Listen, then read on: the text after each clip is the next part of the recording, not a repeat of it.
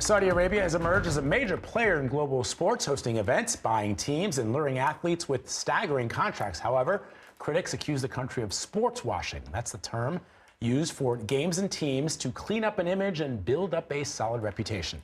60 Minutes investigated if the kingdom was using sports to distract the world from its human rights abuses. Here's some of what the Saudi Minister of Sports had to say about that term.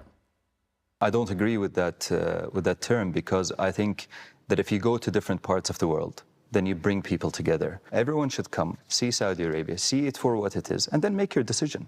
See it for yourself. If you don't like it, fine. Joining us now for more on this is Stanis Elsborg. He's a senior analyst at Play the Game. So, Stanis, you conducted a two-part investigation into Saudi sports investments. What'd you learn?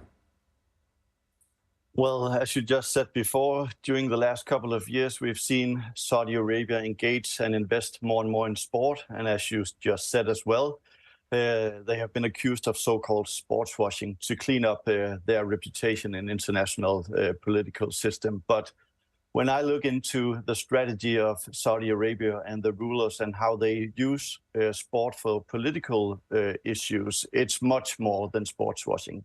It's much more than their willingness to clean up their reputation. It's about creating new diplomatic networks. It's about creating new investments, and also to create new diplomatic ties with other state leaders all around the world. Stanis, I want to ask about Saudi Arabia's Vision 2030.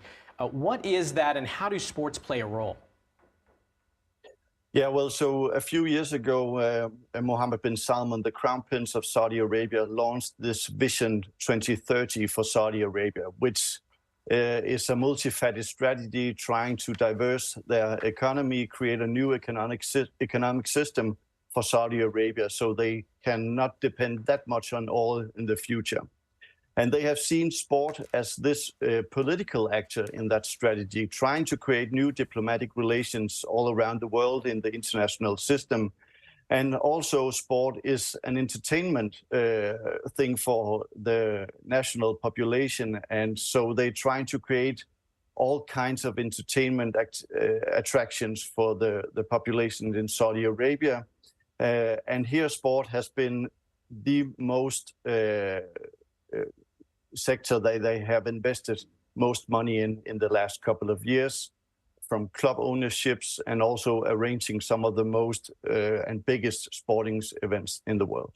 So on one hand, Stanis, I can sort of see the appeal. I mean, in this country for years, sports was seen as a way to break down barriers. I mean, going back to the 1940s, 1947, when Jackie Wilson broke the color barrier in baseball, that really was sort of a turning point, a critical turning point of race relations in this country. The question is, in the case of Saudi Arabia, are they seeing this as an opportunity not only to attract people to the kingdom and to open people's eyes up to the kingdom, but as a way to also bring down some of the institutions that prohibit women from participating in certain sports, and perhaps limit the number of people who are not Saudi Arabian nationals from competing in these sports? Or is it just a way to contain is it just a way to present sports to the world without actually undergoing any kind of critical change to the infrastructure in the country? Well, there has been some reforms in Saudi Arabia during the last couple of years, definitely. But sidelined with those reforms, they have invested more and more in the world of sport, and they have not only trying to create a new, creating a better image of Saudi Arabia. We all know about their human rights record, and Saudi Arabia and the rulers know very well themselves. But they are using sport to create power in international relations. That's what it's all about. It's not about cleaning up their image. It's about manifesting themselves in the international power relations. It's incredible to see pro wrestling, golf, F1.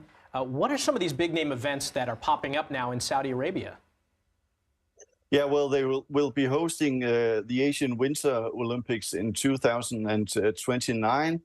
But what is also striking about Saudi Arabia is that many state-owned companies is actually a very important actor in the sporting world. Take, for example, Aramco, the state-owned oil company, is a huge actor in their sporting strategy and has invested a lot of money in sponsorships from the Formula One to cricket all over the sporting world.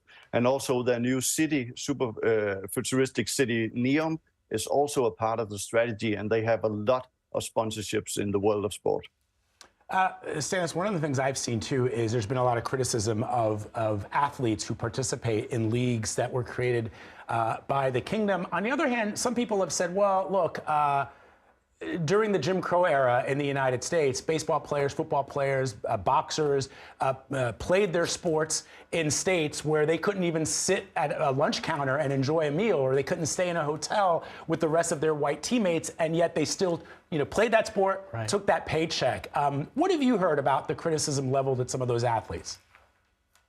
Well, of course, we know some of the big names. Ronaldo just started playing football in Saudi Arabia as well. Lionel Messi is an tourism ambassador for Saudi Arabia. So they have some of the biggest names playing sports in the country or portraying the country in different kind of TV commercials and PR commercials. And of course, Live Golf, the tournament, is also a part of this. But when you refer to another historical moment, the Jim Crow clause and so on, we need athletes to speak up about the human rights records in Saudi Arabia when they participate in events in Saudi Arabia or arranged by Saudi Arabia. That is not the case at the moment. They are speaking with the tongue of the rulers of Saudi Arabia and not talking about the different difficult and severe human rights violations in Saudi Arabia.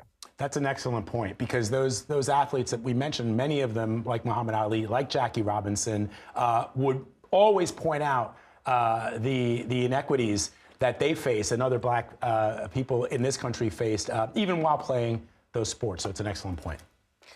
Stanis Elsborg, thanks so much for joining us. We appreciate your time. Thanks for having me.